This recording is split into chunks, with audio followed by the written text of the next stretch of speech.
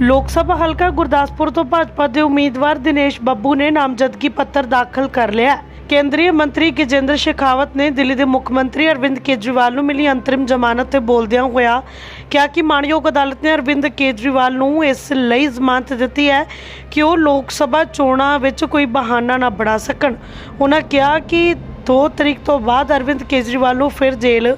जाना पवेगा। नामजदगी तो पहला भाजपा के उम्मीदवार दिनेश बब्बू के वलों गुरदासपुर दीआं सड़कों पर रोड शो भी कढ़िया गया, जिस दे विच भाजपा समर्थकों का हजूम देखने को मिला। इस दौरान कुछ निहंग सिंह भी बब्बू की हमायत विच पहुंचे तो उन्होंने काफले दे विच नजर आए ने। गुरदासपुर तो लवप्रीत सिंह खुशीपुर की रिपोर्ट द एयर टीवी ਅਤੇ पंजाब हरियाणा लाइव ਦੇ ਲਈ। देखो अज तो आप घर तो 5-6 गड्डियां चलियां, लेकिन आस्ते आस्ते लोग जुड़ते गए और जिसले मैं दिनारा पहुंचा ना जी, उत्थे हजूम बहुत ज़्यादा लोग नाल जुड़े, गुरदासपुर भी हर जगह जुड़ते गए और बड़ा प्यार मिलेगा लोगों का और 100% भाजपा फिर तो जितन जाएगी। की मानते हो कि किस तरह का रुझान जिहड़े ने? देखो बहुत वधिया रुझान, क्योंकि देखिया ही होना जी जिस तरह लोग गड्डियां नाल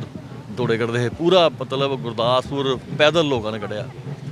नहीं तो कभी नहीं गर्मी च लोग पैदल नहीं चलते कभी, तो इस करके बड़ा प्यार मिलेगा और बीजेपी 100% जितेगी। ओपोजिशन का कहना है कि बीजेपी जी है पठानकोट जिले तक ही जी सकते रह जाएगी, इतों जी चलो तुम देख ही लिया जी, गुरदासपुर भी देख लिया, दिनानगर भी देख लिया, हूँ मैं इस बारे कुछ नहीं कह सकता। बीजेपी ना जी दीनानगर भी बड़ी वोटां जितनी है, गुरदासपुर भी बटाला भी, कादियां तो डेरा बाबा उत्थों भी यही बराबर बराबर आ जाना, बाकी हर जगह बीजेपी जितेगी। फतेहगढ़ जुड़े देखो किसान भी अपने भरा ने भरा, मैं भी किसान परिवार तो मैं 2-3 बारी बैठे भी आना उन्होंने, कि आप भी उन्होंने कोई हल जो है वो करने तैयार हैं करके, कोई गल ठीक है जी, धन्यवाद जी। भारतीय जनता पार्टी ने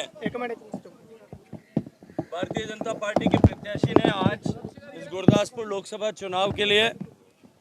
अपना नामांकन पत्र दाखिल किया है। देश भर में जिस तरह से गरीब के कल्याण के राजमार्ग से होकर के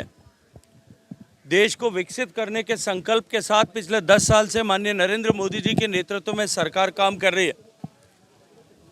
जहां एक तरफ 25 करोड़ गरीबों के जीवन में परिवर्तन ला करके उनको गरीबी की रेखा से बाहर निकालने में सफलता प्राप्त करते हुए, देश की सीमाओं को सशक्त करते हुए, देश को आर्थिक गतिविधियों का विश्व का केंद्र बनाने में सफलता जिस तरह से मिली है, आज पूरा भारत और विश्व इस बात पर विश्वास कर रहा है कि भारत अब विकसित हो सकता है और विकसित होने की दिशा में सबसे तेजी से बढ़ने वाला देश है। विकसित भारत की आधारशिला रखने के लिए पूरा भारत एक बार फिर नरेंद्र मोदी जी के नेतृत्व में प्रचंड बहुमत के साथ सरकार बने और अब की बार 400 के पार हो, इस लक्ष्य के साथ में चुनाव के मैदान में उतरी भारतीय जनता पार्टी को समर्थन कर रहा है। पंजाब में हमारी नई शुरुआत है, पहली बार 30 साल के बाद हम अकेले चुनाव के मैदान में लोकसभा के इस समर में जिस तरह से पंजाब में भारतीय जनता पार्टी के प्रत्याशियों को अभूतपूर्व समर्थन मिल रहा है, मुझे लगभग 5-6-7 लोकसभा क्षेत्रों में जाने का अवसर मिला है। जिस तरह से जनता एक नया फैसला करने की दिशा में आगे बढ़ रही है, मैं विश्वास के साथ में कह सकता हूं कि भारतीय जनता पार्टी की यह शुरुआत अब की बार चमत्कारी परिणाम देने वाली होगी और हम we are going to begin with a great mandate and majority. इसके साथ में जिस तरह से कांग्रेस पार्टी का चरित्र अब उद्घाटित हो रहा है, कांग्रेस पार्टी जिसने हमेशा ही देश को बांटने का षड्यंत्र किया, अपनी सत्ता लोलुपता और अपनी महत्वाकांक्षाओं के लिए, अपनी महत्वाकांक्षाओं की पूर्ति के लिए जिस तरह से कांग्रेस पार्टी ने देश को बांटा, आज़ादी के समय देश का विभाजन किया, देश को जाति, भाषा, बोली, धर्म, मजहब, ऊंच नीच, अमीर गरीब के नाम पर विभिन्न पूजा पद्धतियों के आधार पर बांटने का षड्यंत्र किया और अपनी सत्ता को प्राप्ति के लिए देश के सामाजिक ताने बाने को तोड़ने का काम किया था, ये जग जाहिर है। लेकिन जिस तरह से सैम पित्रोदा ने बयान दे करके कांग्रेस के रेसिस्ट चेहरे को उजागर किया, उसके बाद में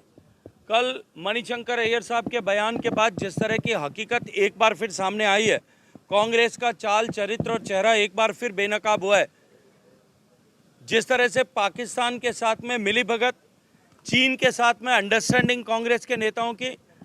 और कांग्रेस के नेताओं के रेसिस्ट चेहरे को जिस तरह से अब जनता ने देखा, जाना और पहचाना है, एक बार फिर देश की जनता अब ये पहचान चुकी है, ये मान चुकी है कि अगर भारत प्रगति कर सकता है, विकसित हो सकता है, तो केवल और केवल भारतीय जनता पार्टी के नेतृत्व में हो सकता है।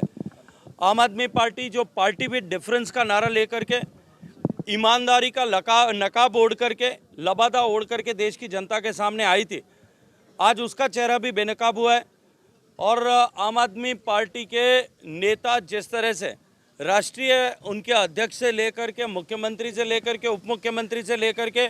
अनेक नेता जिस तरह से जेल की सीखों के पीछे गए हैं और उनके भ्रष्टाचार के काले कारनामे आज लोगों के सामने आए हैं, समय आ जाने दीजिए, थोड़े समय बाद में ठीक इसी तरह की स्थिति और परिस्थिति पंजाब में भी आम आदमी पार्टी के नेताओं की होने वाली है। वो भी इसी तरह से, जिस तरह से आकंठ भ्रष्टाचार में डूबे हुए हैं, उनके भी कच्चे चिट्ठे लोगों के सामने आने वाले हैं। पंजाब की जनता ने विधानसभा के चुनाव में जिस तरह से पलक पावड़े बिछा करके आम आदमी पार्टी के नेताओं का स्वागत किया था और उनको सत्ता में आने का अवसर प्रदान किया था, आज पंजाब की जनता त्राहिमाम करती है, अपने आप को ठगा हुआ महसूस करती है, अपने को धोखा हुआ ऐसा महसूस करती है, अपने साथ धक्का हुआ ऐसा महसूस करती है। और पंजाब की जनता एक बार आम आदमी पार्टी को सबक सिखाने के लिए भी इस लोकसभा के चुनाव में भारतीय जनता पार्टी को आशीर्वाद देने वाली है। मैं विश्वास के साथ में कह सकता हूं कि कमल खिलेगा, गुरदासपुर में भी खिलेगा और पंजाब में अनेक लोकसभा क्षेत्रों में लोग विस्मय करें ऐसे परिणाम आने वाले। अरविंद केजरीवाल को जमानत मिल गई। देखिए, कंडीशनल बेल टिल 1 दी है, 2 तारीख को वापस सरेंडर करना है। ये इस बात का परिचायक है कि इस लोकतंत्र के महापर्व में न्यायालय ने अरविंद केजरीवाल चुनाव में ये बहाना न ले सके, मात्र इसके लिए उनको 5 दिन की मोहलत दी है।